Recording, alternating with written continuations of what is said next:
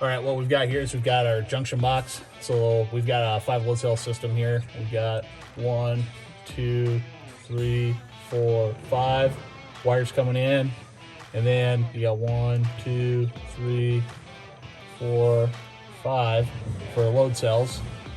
On the side, we've got a cable that's going to come out from the bottom. So that's terminal block number 7, or basically the last terminal block. It will show you there's a pictogram off the side that goes to the indicator. And in here, you probably don't get a good look here, but in here it'll tell you that TB7 is to indicator. That line will come off to the side. So you've got your own terminal block for your line that goes back to your indicator, back to your GT560.